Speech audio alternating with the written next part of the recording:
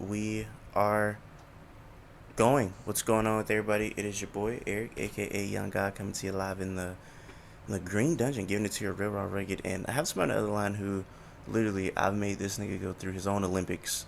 I had this nigga do about 30 things before we start recording, and I appreciate him for doing everything I asked. Can you please introduce yourself, man? Who do we have on the other line? What's going on, man? I'm Lute from Dreamville, and yeah, Hey man, how you we doing here. today? I'm good, bro. Got just like I said, I'm just ripping and running. Got a lot of things got to get done before this show I got coming up on the 17th. So I'm just trying to get everything done and personal things and stuff like that. So Homecoming show, right? yeah. Got you. What's like what went in behind? Because it seems this to be like a very important show for you. Like what's like what goes in behind this? Yeah. Well, it started off because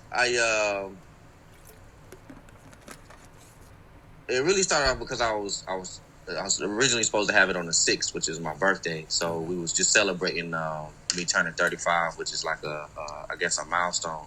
So the show was just initially to really like celebrate some accomplishments with some friends and family or whatever. And I've also never headlined. This is my first time headlining in Charlotte. I hadn't done it, whether it be like at the height of my career or just in general, even been signed to Dreamville. I haven't yet done a headlining show, only because of like I don't know, my anxiety really get the best of me. So me turning 35 was super significant. So I was just like, you know what? Why don't we do a live show? Like with a live band and make it interesting. Do you have like a high level anxiety to the point where it only affects you performing in front of crowds, or is it just like day to day meeting new people? Oh no, it's just day to day. It ain't even about meeting new people. It's just the way my anxiety is set up sometimes. It's like it can be what's the word I'm looking for? Enabling. Mm. So like social, like I have so really bad social anxiety. It don't matter if I know you, if I don't know you. Like it just plays a really big part. So um I try to stay usually or beforehand I would be working around my anxiety, but now or working through it or working around it, but now I'm trying to really work through it. Like do more things because I'm usually tiptoeing around things that would give me anxiety. So if I was doing something that would give me anxiety, I'd probably try to stay away from it. But now I'm just like, man, I'm holding myself back in so many ways doing that I'd rather just see how I go than to not see how I should work out at all. What are like mechanisms, like coping mechanisms, I guess, to like get you through the anxiety on a day to day basis?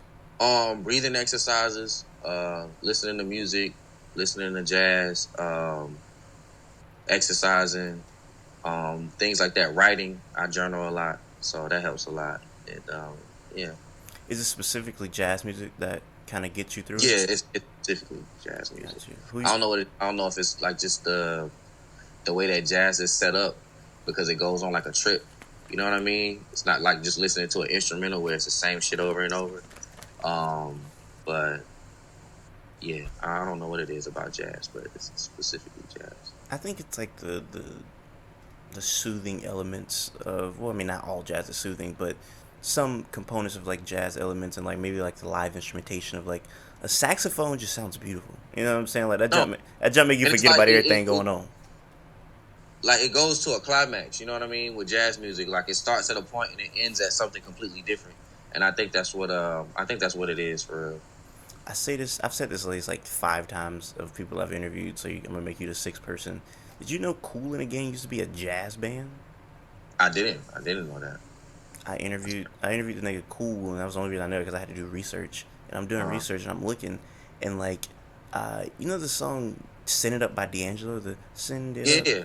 That's one of their songs, Oh, but that's they just replayed it, and I was like, that's when they were playing jazz music, and I heard it, and it blew my mind. I was like, this is nuts. So, so. "Send It" by D'Angelo is a actual Cool in the Game song hey man, when it was a jazz. I'm gonna play it for you right now. I think the song is called "Sea of Tranquility."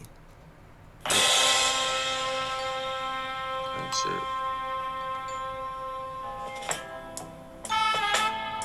Oh wow. Okay. Crazy, Yeah. right? Yeah, that is crazy. That's really wild. So, hey, for a little, I guess a nice little recommendation, I would recommend Kool and the Gang. What's their album called?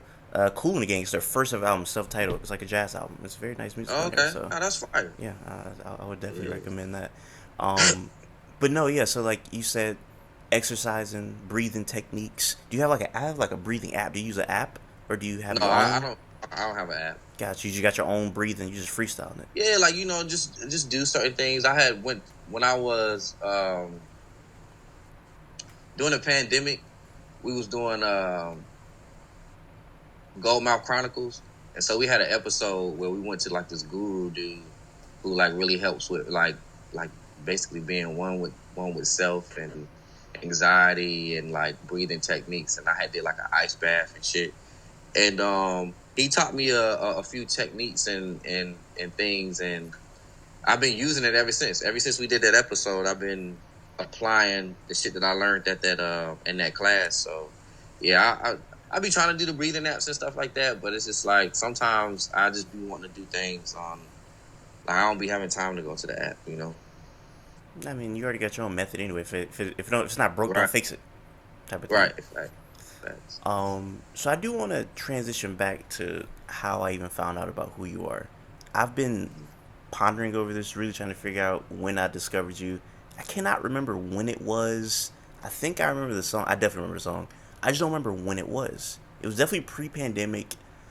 It was not under. It was not under the sun. It wasn't that. But Mm-hmm. I don't remember when it was. It just really kills me. I don't remember when this was. But this is before I knew anything about you. And I remember my first reaction when I heard this song I'm going to talk about. I was like, I don't think I've ever heard a rapper like this before. This nigga's occupying a lane that's wide open that a lot of niggas just ignoring.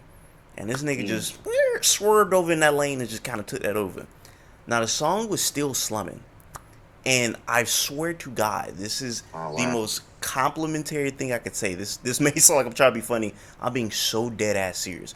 When I heard that, I was like, this nigga sounds like the everyday man.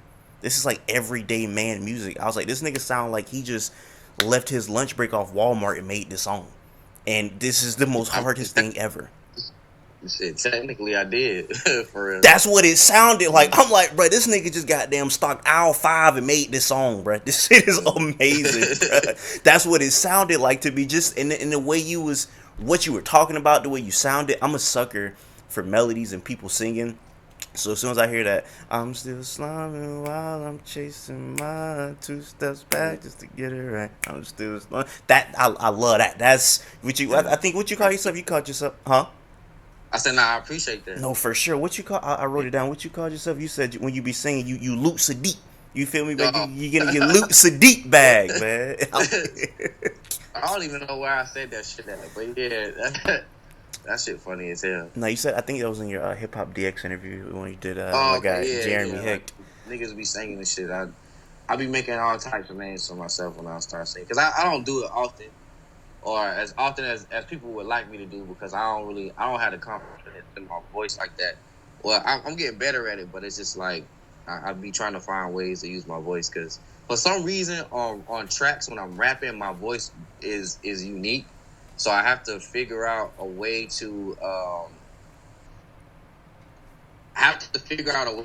carry my voice without sounding like anybody in particular. Mm.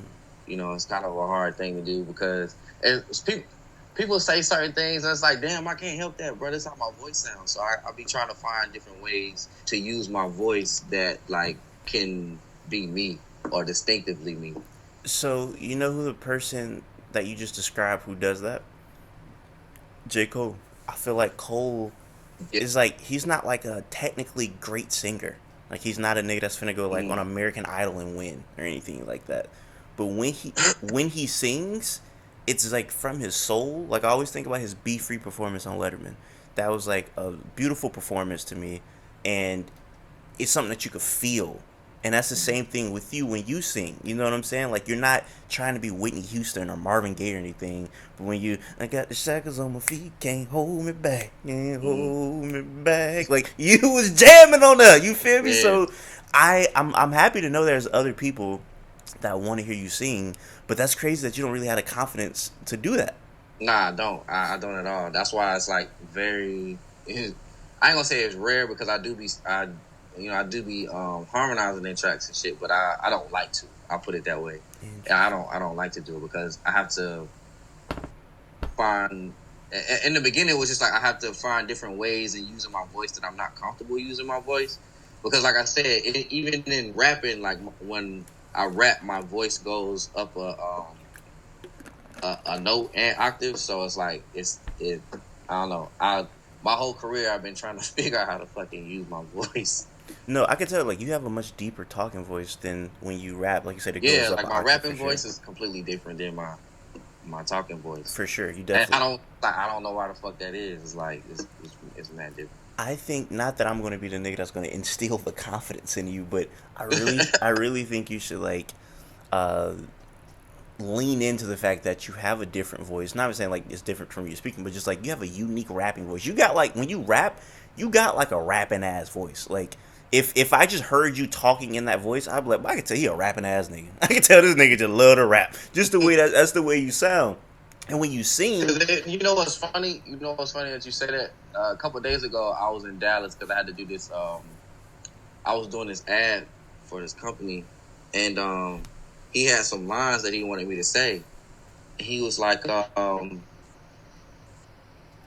he was like, can you because I guess he was used to listening to my music and the way, and I was reading it. And he was like, can you read it in like your normal voice? And I'm like, nigga, this is my normal voice. Like I don't like my rap voice and my normal voice is like it's not completely different, but when I rap, my voice goes up my octave in a pitch. But it's like because like when I'm talking, it sounds super chill. So when people want me to be energetic, they're like, "Yo, can you be?" And I'm like, "Nah, I am. I am energetic. Like I am having a great time. This my voice. You know, I'm not rapping, so it's not like super high, super aggressive. It's only like that when I'm in the studio. it's hilarious. Nigga think you lying like nigga. This ain't your real voice, Yeah, nigga. like nigga, this ain't your real voice, nigga. I need you to read it in your real voice. And it's like, nigga, I am. Like I don't know what else you want me to do. That's funny. Can you talk in your rapping octave? Nah, because I would have to. I don't know how to explain it, bro. I don't know how to explain it. I really don't. How do you feel about your rapping voice when you listen to it on the I playback? fuck with it. You like it? Oh, I can. I like listening to myself. In the beginning, I used to hate listening to myself, but yeah, I love listening to my music. So I don't just be sitting around listening to my music though, to be honest with you, but I don't mind hearing myself back. so as somebody who like you heard yourself on playback before, I don't think I've ever asked anybody this, but I'm somebody who like I feel like one of the main reasons I don't rap because I don't have nothing to talk about. But another reason I don't rap because I don't like my voice and I don't really like the way it sounds. There's been times where I've written something or I've heard a beat and wrote something to a beat and I'm Yeah, like, it grow on you. Like yeah, it grow on you because one, you in the studio, and then it. To be honest, the thing that helped me respect my voice or hear things back was getting better in music. I felt like I probably was, you know, not embarrassed, but I feel like I felt like that because maybe I wasn't confident in what I felt like my music was. Like, you know, like I don't know, like maybe you feel like you too amateur for the song, and so you don't really like to hear your voice back because you think it's not good. You know what I'm saying? Like I you hear your shit back, and you're like, you cringing because you don't think it's good or you don't think it's good enough. And so I had to get to a point where it's like I actually fuck with this, and yeah. I like, you know what I mean? Like I want to hear this back type shit. So I had to get myself to that level where my shit is so good that like I want to hear this shit back. I And I think feel like in the beginning I didn't want to hear that shit back because I didn't think I was good. I think it's more so like the tone of my voice. And like what I was gonna ask you is, have you ever written a song where you was, or even heard a beat where you was like, I think a nigga with a much more deeper voice would sound better, or a nigga with a much higher pitch voice would sound better. I only do that when I'm looking for somebody to bring on the song. Because for me, it's like I'm trying to find different ways to use my voice. So I don't mind how I got to use my voice, Got you. but I do that when it's like, you know what, this person would sound good on this because this person sings like this, or this person would sound good on here because this person raps like this. So yeah, I do that, but not as if like this person should have this song instead of me.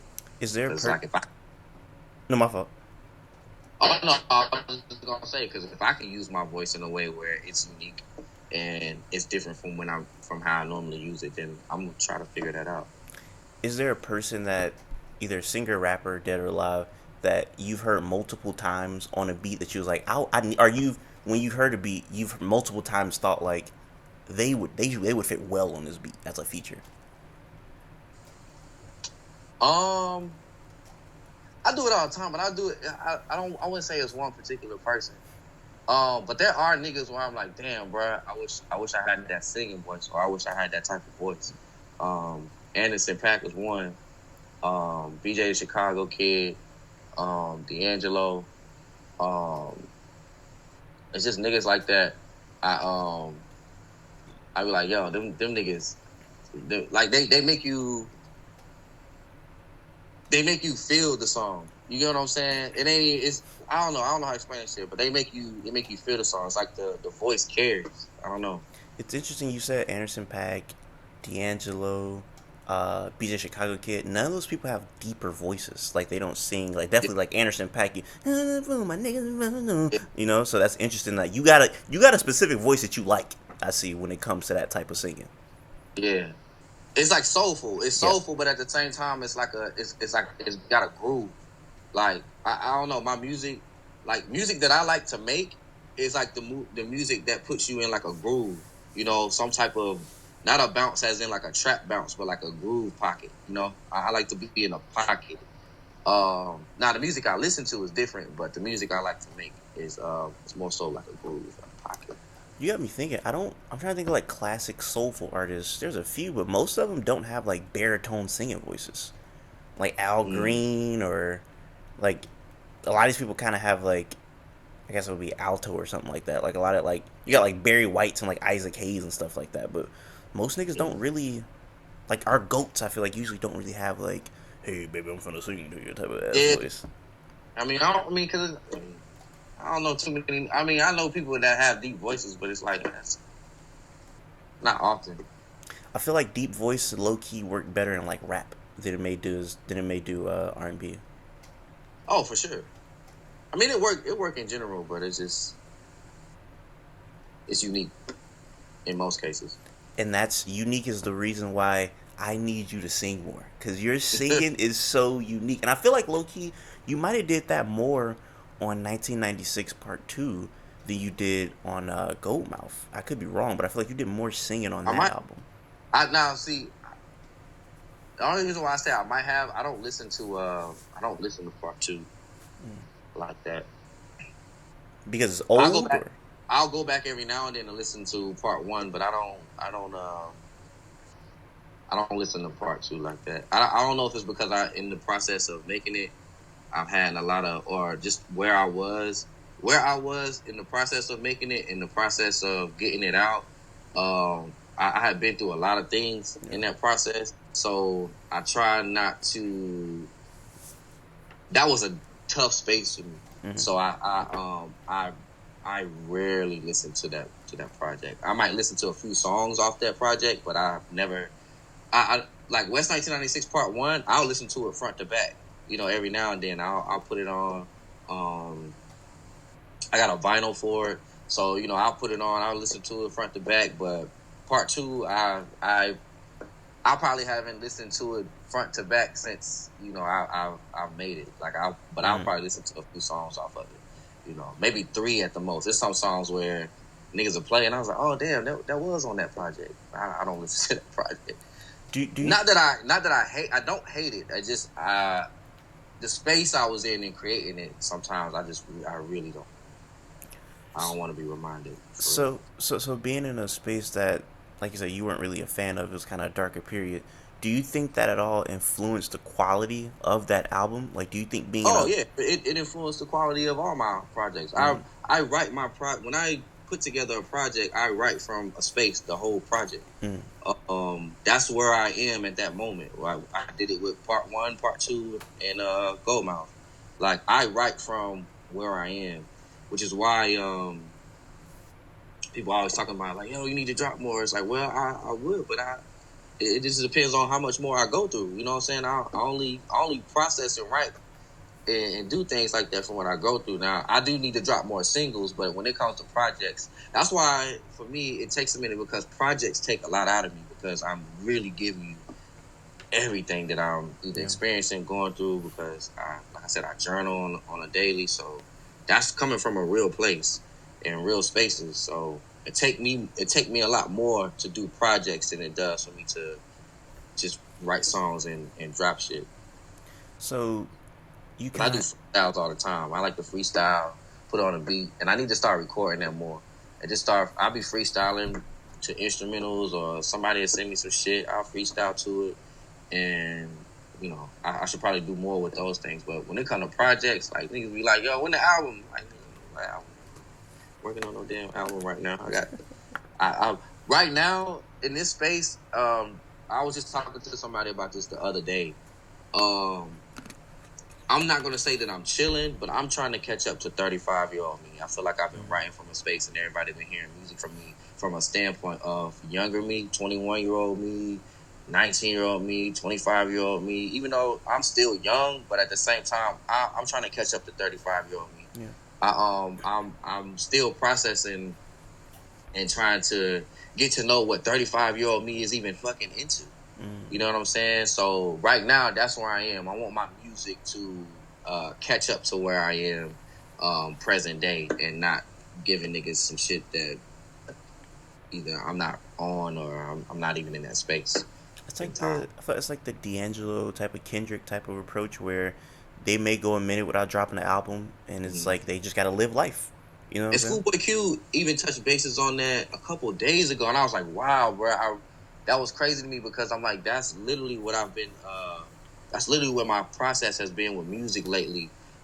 He said something along the lines where he doesn't make music for younger people, and it's not the fact that I'm not trying to make music for younger people, but it's like my music.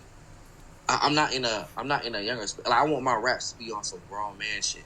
You know what I'm saying? I want to have a grown man standpoint. Um, and a person that I feel like really do that shit well is Larry June. Like, I feel like his music is very like grown man, uh, boss ass shit. And even when Jay came out with fucking 444. the OJ shit, he was talking and rapping to niggas about credit and shit. 444.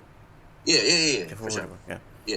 Like shit like that. Not saying that I'm about to be rapping to niggas about credit or whatever, but I just want my shit to make. I just want I want my shit to catch up with me and make sense. Like, I ain't trying to be out here talking about some shit that I'm really not even. Because bro, 25-year-old me and 35-year-old me is into two completely different shit. You know what I'm saying? Like, 25-year-old me and 35-year-old me like completely different shit. Shit I like at 25, I don't like at 35 Yeah. anymore.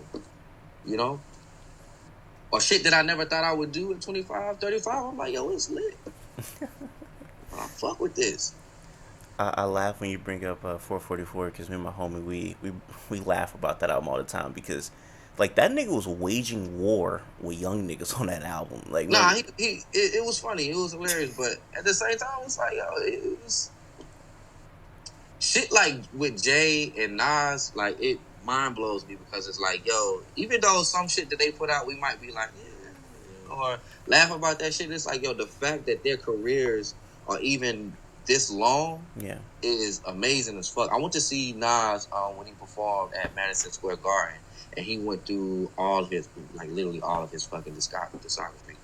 And I know niggas was there for the nostalgia of everything, but I was sitting there like, yo, these niggas have been doing this shit for decades, bro.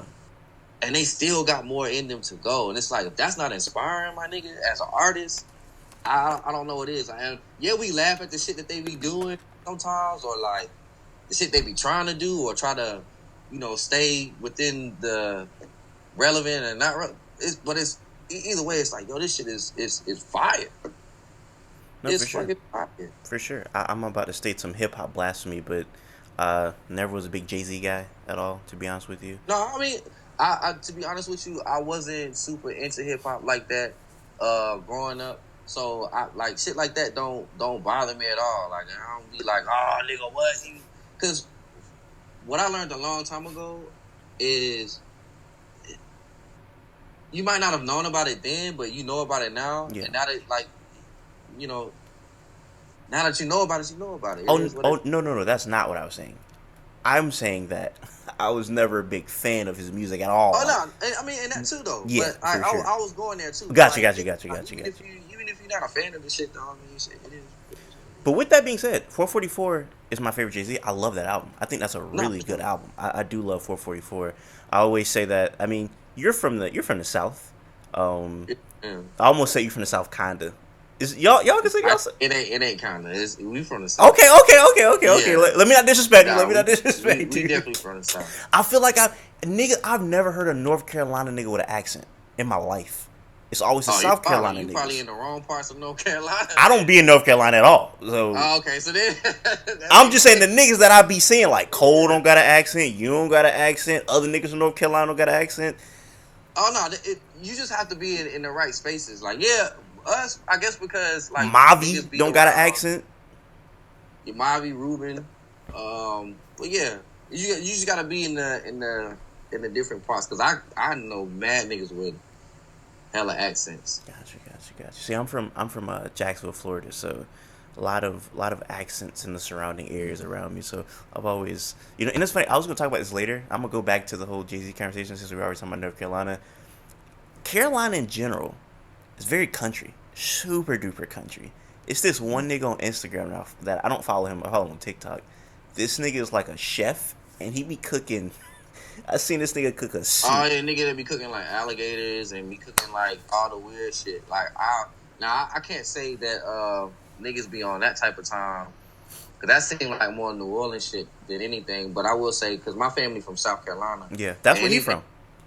yeah. So like anything from like the pig and everything else, like yeah, niggas will, cause shit, family reunions, um, it was a thing to dig a hole and you cook the pig in the ground or whatever, make a pit, and stuff like that. So yeah, like it can get interesting, but I don't be. And my dad used to hunt like quail and rabbit and stuff like that. So nigga, I'll be going in there trying to get a fucking pizza and you see fucking frozen rabbits and quail. I'm like, See, so I wasn't into eating game and shit like that. gotcha. You never had no. I was a super picky eater. You never had no coon. No, hell no. You ever I'm seen good. some coon like being cooked? Yeah, I've seen all type of shit being cooked, but that don't. I see it, but that don't mean I want none. Why you never? I ain't never chowed down on some coon, man. Some coon I, stew. my palate is small. I don't have that big of a palate, my boy. I was like at the cookouts, bro. I just stick to hamburgers and fucking hot dogs, bro. That's Like my hilarious. palate is not that big. Bro, I done seen that nigga cook coon, You know, rabbit, proper bear shit, bro. legs. I seen that nigga cook a snake donut burger. I seen that nigga cook some what is that nigga done cook? Alligator, like you said. That nigga cook everything. That's But when he be frying chicken, that shit be looking boy, crap. that thing look I good.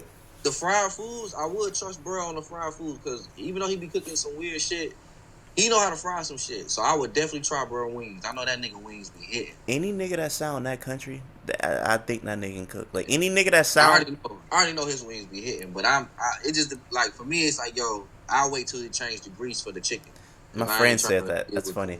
Yeah, I'll wait till he change the grease. You change the grease, nigga, put some wings on that motherfucker. But I ain't eating the grease with the alligator, snake, and raccoon. I was about to say it's gonna be on the same grill. You gonna be like, boys, nigga, is that some coon in the back of my throat? You gonna be I'm mixing the good, coon. bro. I'm super good on that. That's super funny. Going back to we were talking about like kind of like old hip hop or whatever. No, I do agree with you in the sense where it's like I look back at like Tupac, let's say for example, and I see people. I see like the people Tupac was talking about and interacting with, and I'm like, damn, bro, these niggas are still here and active. Like that's just so Okay, hold on, crazy to me. You good? my damn Bluetooth. Can you hear me? Yeah, Okay, yeah, there yeah. we go. You good? You hear me? Yeah, I can hear you. No, I was saying I look back at Tupac, for example, and I look at some of the people he was with, or some people he was referring to, even dissing, and I'm like, damn, bro, these niggas are still here. You know what I'm Yeah, saying? Like he dissed Jay Z on a 7 Day Theory, and I'm like, damn, bro, this is like it's like people that are like part of history are still here, and I do think a lot of people from like younger generations can like disregard history, and I'm like, that's super important, bro. Like we shouldn't be disrespecting the right. old rappers. We need to embrace them. It is. I mean, and it goes both ways. Like we shouldn't be disrespecting them at all, and at the same time, they should be embracing where it's come to. Yeah. You know, like I tell you, I say that because when I was growing up doing like music, even in the city, when I was growing up and niggas was going around the city rapping and going to these shows, I had no idea the state that Charlotte hip hop or Charlotte music scene would be to at this level. And then to hear certain people be like, yo, nigga, I used to listen to you in middle school, or I used to listen to you in high school, or this person put me on, or whatever. I'm looking back like, damn, bro, in my mind, I was just doing it just to be doing it. Like I don't know how to explain it, but it's like, nigga, we was just having fun. Mm. We was just having a good time. We was just doing shit. We didn't have no rhyme or reason to why we were doing it, no rhyme or reason to what was going to happen with it. We was just doing it. And so to realize like people are looking at you and looking up to it, it's like with the older niggas, it's like, yo, y'all were the same way. Y'all was just doing whatever. Like let us like, you know, we doing the same thing and creating our own legacy within that. So it's almost like the pot calling the kettle black. It's like even though you might not like it, because again, y'all niggas are older now, so your ears for this shit is gonna be a little different. Yeah. You know what I'm saying? Same way with, you know, the younger cats. Like we can be put on and stuff, but our ears are a little different. So who's to say what's whack and what's not whack because you don't like it? You know, it's And who's to say what it is or what it ain't when, especially when talking to the OGs, it's like, yo, they OGs, bro. Like they been here, done that. You know, so you can't discredit them either. So I feel like it go both ways. Either way, it's like the pot calling the kettle black, bro. it's funny because like I feel like let's say when you was first coming out, see like some older niggas here, just, man, this ain't real hip hop, man, this ain't Nas, this ain't this and that, you know what I'm saying? And I feel like fast forward to when you first came out to now, I feel like those old niggas would be so grateful of you because it's like damn, like yeah, no, of the niggas making music like you because Oh, I'm saying because the music you was making at the time, let's say old niggas was hating on, it, they wasn't appreciative of it. They hear the new music that's getting made now, them niggas will probably want to kill themselves. They be like, what is this? This is I get what you're insane. saying. Yeah, yeah. I feel what you're saying. Because you seem like a much more optimistic guy than I am. I hear a lot of new music, and I do think, wow, hip hop. Like Nas is right. Hip hop is dead. It's because that's the point. Nas is saying hip Well, hop is for dead. me, I look at music differently, bro. I look at it as again, like I said, I journal, so I look at music as like an expression. And if that's the way bro wanted to express himself, then why can't he express himself? It's not up to me to call it whack. Yeah, Because if it was whack, he wouldn't have a following. He wouldn't be where he is. So somebody like that shit. yeah, So for me, it's like if somebody like it and somebody fucking connect with it, I can't say that it's whack. It's just not for me. yeah. And that's just why, bro. It's rare that I call something whack because it's like, nigga, just because it ain't for me, don't mean it's whack. Because somebody's fucking with it. Can I give you my perspective on that? Yeah, I mean, we all have perspectives, bro. Like, And that's why there's no right or wrong. that's why I love these conversations. I agree with you that there's certain things that I hear, and I'm like, this ain't for me. There's a lot of rappers I've heard, I'm like, this ain't for me. But then there's rappers that I hear, and I'm like, this is actually terrible. And I'm gonna tell you why I do think I could say that even if they have a following, because there's certain like people who have followings outside of music, and it's like, okay, just because you got a following, like Hitler had a following. It's like just because that nigga had a following, that don't mean that nigga was wrong. It was just like he had enough people to align with his ideology. So I feel like it could be enough rappers out there to have enough people to align with they just ass music. You know what I'm saying? And just go from there. And then both things can be true though. Like both things can be true. It could be to you, like it could be asked, but again, nigga, as an artist, you gotta start somewhere. It's a fact. It might be asked now, but 2 years on down the road, this nigga might be, you know what I mean? It's like, For sure. but that person still had the balls to get up to a mic For sure. and say that shit and express themselves on a beat. You know what I'm saying? Like, a lot of people think, you know, that it's not, to some people it's easy, to some people it ain't easy. So it's like, that person still had the guts to go up there, record some shit, say how they felt, because they felt that shit. No, for sure. And, you know, and it might be trash to some, but that nigga just starting, and it might get better. I don't know. Who knows? I You just, me personally, it's just like I ain't running around saying, "Oh, this shit whack." It's just like, nah, it ain't for me. But I just view music differently. I just view shit and art like just expressions, and it's like I can't tell somebody how to express themselves. So I think this, like I said, I completely understand where you're coming from. I think the way that I look at it is like, for example, I'm asking, just give me one rapper. Who was somebody you really loved, listened to growing up? Growing up, Yeah, let's say by the age of 17, who was somebody you really liked? oh fucking 17, I was fucking with Gucci Man, Jeezy. Um, it was this nigga. It was this cat named Dollar. He got killed some time ago, but Mm. Dollar shit was fire. And then you said 17 because I'm thinking about high school. Like that was Yeah. the shit that was Lil Wayne. Um, yeah, shit like that. So I asked that because I feel like a lot of people that we grew up listening to, they could, even if they weren't the best, niggas knew how to rap, and those were like people that influenced us. It's funny because, like I said, I thought about this recently. Like, do you remember the time when people were saying Lil Wayne couldn't rap? Like that was like a thing where people was like, man, this nigga suck. That was insane. Yeah, But we liked people that could rap. I feel like people who are getting the rappers now, like you ask their influences, those niggas that they like really don't focus on lyrics like that. They might focus on like other things. And I don't know. I just look at people like, for example, let's say like street rappers like Boosie or Webby. Like in the South, they're like gods down here. yeah, They can yeah, rap really well. Boosie can rap really well. Webby can rap yeah. really well.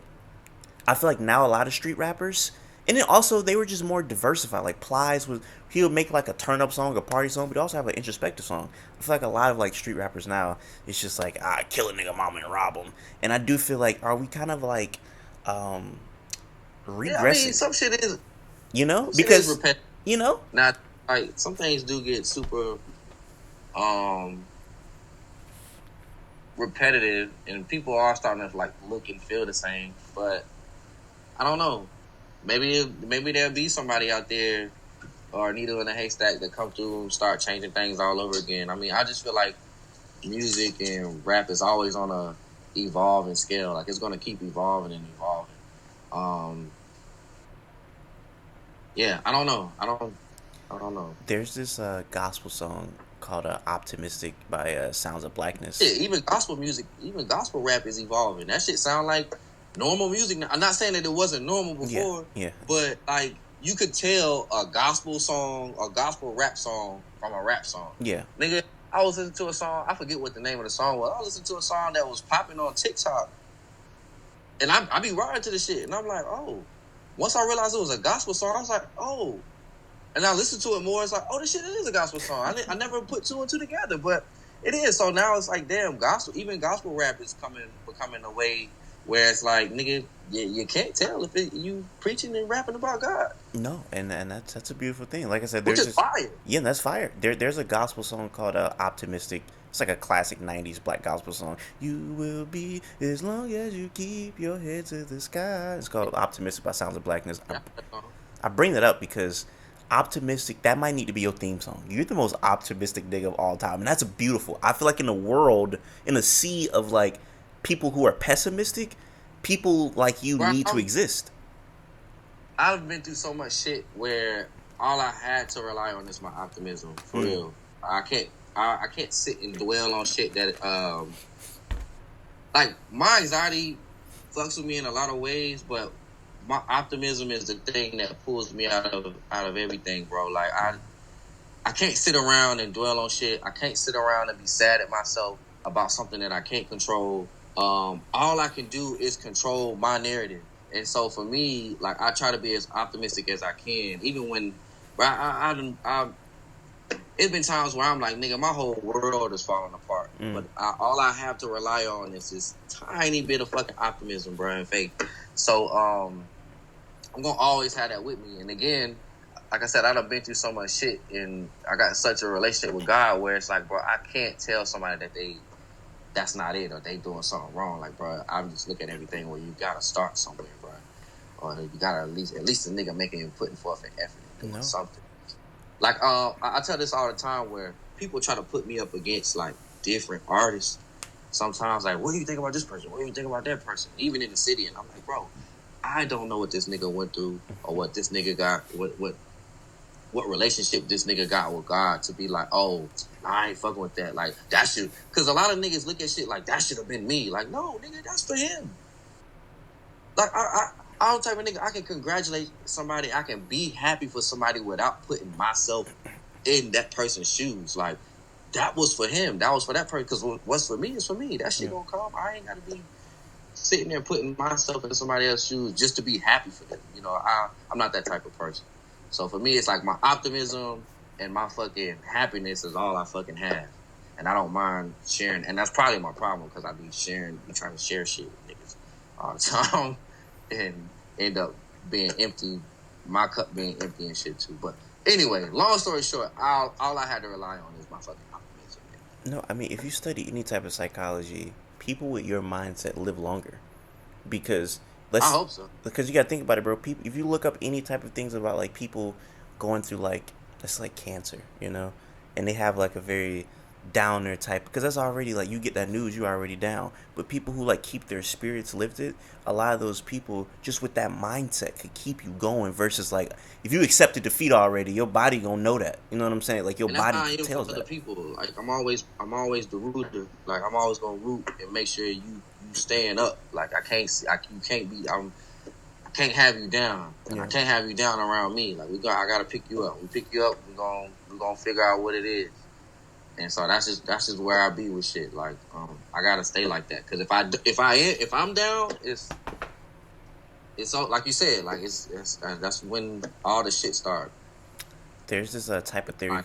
There's a type of therapy called existential therapy, created by a dude named Viktor Frankl, who was like a Holocaust survivor, and it like deals with like people who struggle with anxiety, and it's kind of like the mindset that you have, and it's just something you probably should do like research on. Like I feel like you would Yeah. connect with that. What, again? I'll text it to you. It's called All existential right. therapy. It's All existential right. therapy. It's made, like I said, it's kind of made for people because he made it literally like he was like kind of creating. Well, he didn't create it, but he like kind of added on to it while he was in the concentration camps. So he's seeing people die, and he's seeing people like this one dude was just like, man, like just people just like those craziest stuff, and But he it's ended up funny that surviving. I think like you have to have that type of optimism. You have to go through a lot of shit. Like I said, I've been through a lot of shit, bro. And I done seen a lot of shit. I done felt a lot of things. It just at the end of the day, experiencing that shit and my traumas and shit, like all I've had to rely on was optimism. So it's like that's the only thing that kept me going for real. I feel like you could hear that in your music. You know what I'm saying? Like, even a song like "Juggin." You know what I'm saying? It's like that's a song where it's kind of just like, like you doing what you need to keep afloat. You know what I'm saying? I'm jigging out a Yeah, hole in the wall. it's funny because like people say that though, and it's like in my music, which is the reason why I created Goldmouth, because I was at a point in time people would like my team was like, I should be more vulnerable in my music, and in a point in time I thought I was already being vulnerable. So Goldmouth, I was able to be a little bit more vulnerable, but even still, it's like that's not even surf. Like I've never put like my traumas or like my day to day. Like I do talk about my day to day things, but like people hear my music and think like, yo, like I know what this guy got going on. It's like that ain't even half of what I be having going on. Like that's like the tip of the iceberg type shit. You know what I mean? So where people think like I've been vulnerable and gold mouth, but it's like, man, that was just the surface for real. Do you see yourself ever completely opening up on a record? It would just depend. It would depend. It's not easy for me to.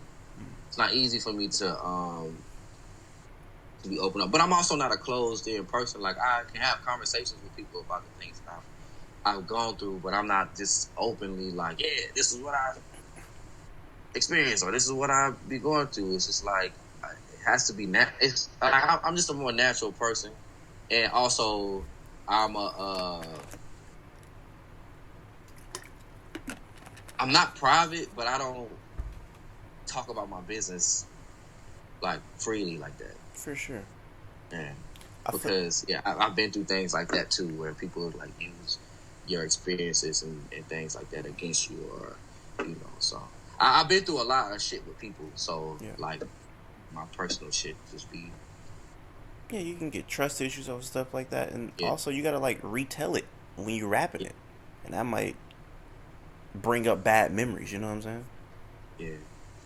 I remember Conway the Machine has a song with what's his name, freaking West Side Gun called "The Cow," and they did a live performance of it, and like Conway verse is just him talking about getting shot in the face, and he just started crying while he rapping it. So I can imagine like talking about, traumatizing experiences that kind of messed you up.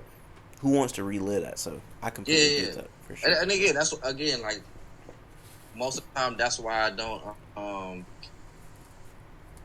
go back to listen to West 96 Part 2, because it's like some things I just think about, go back and relive, or even the process of the music, like in and outside of the music. Like it was mad shit going on Mm. doing that. So it's like I don't even like being in that space. And you're not. Are you currently working on an album right now? I'm working on music. Got you. Album, I wouldn't necessarily say I'm working on an album, but I have been working on music. Because again, like I said, I'm trying to tap back into me, 35-year-old me, and what does 35-year-old me music sound like? And I know I keep saying 35-year-old me as if I'm like mad old and shit, but it's just like, nah, I haven't had the time to catch up with myself yet, Yeah. or lately since the pandemic. So for me, it's just like trying to catch back up to myself and figure out you know figure out myself all over again. Well, before I let you go, I do want to expand on that because you said that 25-year-old you would have never even dreamed of doing some of the stuff that 35-year-old you was doing. What are some things that you're doing at 35 that you would have never thought you would have been enjoying? Um,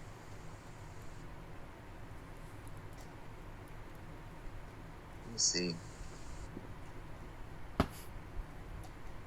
So 25-year-old, like I'm a lot more.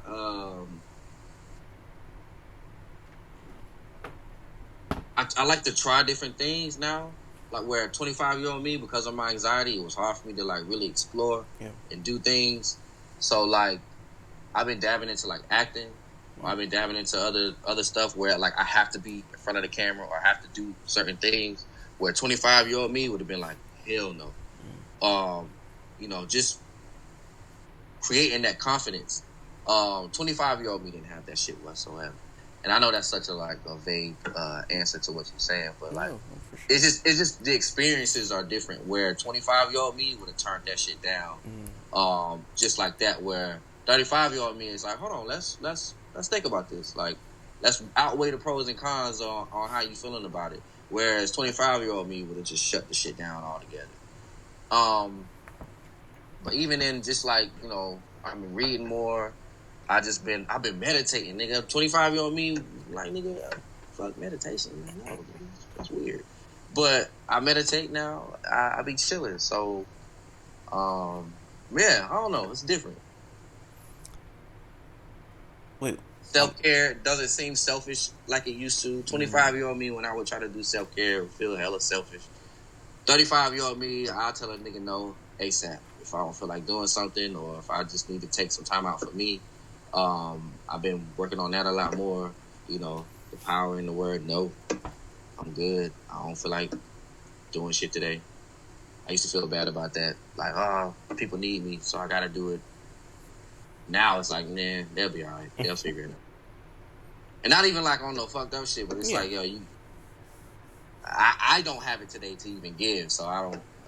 We both gotta figure it out for real. You can't make sure somebody else straight if you're not straight. So Right. for sure. You want to do like movies, TV shows type of thing?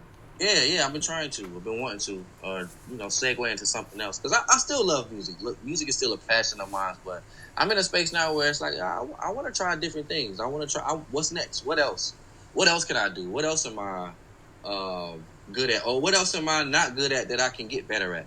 Yeah. Things like that. I've been asking myself a lot of those questions. Like even like I'm in the cars and shit, so I've been trying to figure out paint and body. Like I want to do paint and body. I want to figure that out. Even if I gotta go, we got a community college downtown called CPCC. So I've been looking at courses and stuff like that, or I'm even trying to like.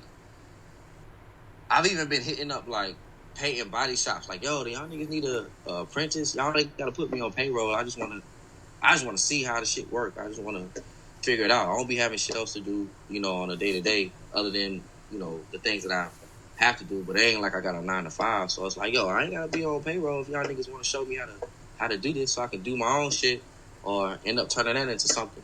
So I just it's just things like that, man. It's just other things that I want to fucking. This is why I start this interview off saying that you're the everyday man. This nigga finna, you know what I'm saying? This nigga working at car shops. I heard in an interview, I think it was a Hip Hop DX interview, nigga say you going to open mic sometimes. I'm like, dude, this nigga not gonna be Yeah, famous? sometimes, like, nigga, I still go to open mics. I go there, and it's times where I go to do the open mic. Like, I be in there. I go to open mic poetries. I go to open mic in general. And no, I'm not famous. I don't even see myself as famous. Like, All right. I'm fucking regular ass nigga, bro. And it be times when niggas be like, yo, what are you doing here? I'm like, damn, nigga, I can't enjoy the poetry either. You know what I'm saying? Like, nigga, I'm here for the poetry, like you are. Bro, this is why It's you're. some fire, bro. Bro, I don't know. You say you don't be in North Carolina like that, but nigga, it's some fire poets out here, my boy. Like, these niggas be spitting, and these niggas be on the like slam teams and shit like that. So, I go to open mics, bro. I do the day-to-day shit, nigga. Ain't my lifestyle ain't no different than the average nigga. But that's my point. That's listening to your music. You sound like that. Like I said, like it's when I heard jugging in the wall. Mama said, "Gotta get yourself." I'm like, bro, this nigga just clocked out a Dollar General, bro. I'm like, bro, this is this is the every like when I hear your music, I want to go pay my bills. Like you got the everyday man appeal, bro. You should go pay them fucking bills. Shit, You make I hope my music does make niggas want to pay their fucking bro, bills. you make niggas want to like stop neglecting real life. You feel me, bro? Like you got that type of just everyday man. Like, damn, bro, this nigga clock in just like I do. You feel me? You got that type of appeal, and I don't think I've ever heard a rapper, maybe like early J. Cole when he was rapping about like Sally Mae and stuff like that. But I've never heard of another rapper that just appealed to the everyday man like you. So I can't. I feel like, bro, there's like a million rappers out there. Nigga, I mean, for me, in my eyes, like, even with the niggas that be talking, like, niggas ain't really out there doing all that shit, bro. Like, I mean, it sound nice on wax, but it's like, man, niggas ain't really. And I'm not saying it ain't no real niggas out there, but it's like, come on, bro. Like, on a day to day, like, man, How many real niggas? How many y'all real niggas in real life? You know exactly. But that's my point. That's my point exactly, bro. Like, people not doing that on day to day. Like, get out of here, bro. Hey man, we're gonna have to run this back if you ever drop an album. There's so much we didn't even talk about, but I'm not even gonna hold you up. I'm pretty sure you got a damn car to paint or some poetry to say to a crowd of people. Nah, I man. definitely got some. I definitely got some work to do because, like I said, I'm putting this show together. So I definitely gotta. I got another interview after this. That's actually for the newspaper out here. So okay. I gotta do that, and run and do that, and then I gotta do some more other stuff, and I still gotta rehearse. So it's like I'm just moving around. But I really appreciate this shit, bro. This was a good conversation. For sure. For anybody watching, if you have any last words, man, let them be known. Just continue to thrive, bro. Keep doing that shit, man. Like, don't let nobody stop you. Don't let nobody tell you can't do nothing. And I know that's so like cliche or whatever, but it's the truth, man. Like, because I feel like niggas, there's so many reasons to sit and dwell on shit, and it's like, man, fuck it, bro. We got to get out here and get it. Yeah. Well, this is my last question. We can wrap it up right here. Are you really a Carolina nigga if you never had raccoon? Hell yeah, because who the fuck is out here eating raccoon? It's a battle rapper from South Carolina named Swamp, and he called it Koontnoot, and he's like, it's a delicacy in Carolina. Yeah, it is. But that's South Carolina. South Carolina, North Carolina, two different North Carolinas. Okay. I mean, two different Carolinas. Okay. Yeah, and nothing against let me say this too, Okay. because I know a lot of niggas be like, "Oh, you gotta get some." My family from South Carolina, my mom's side of the family and my dad's side of the family from Payson, South Carolina. So I have nothing against South Carolina niggas. It's South Carolina itself. I fucking love South Carolina, but niggas know that it's two different Carolinas, bro. Hey, for everybody watching, I appreciate you guys. Until next time, I say what I mean what I say. Haters are gonna hate, players are gonna play. You guys holler at your boy.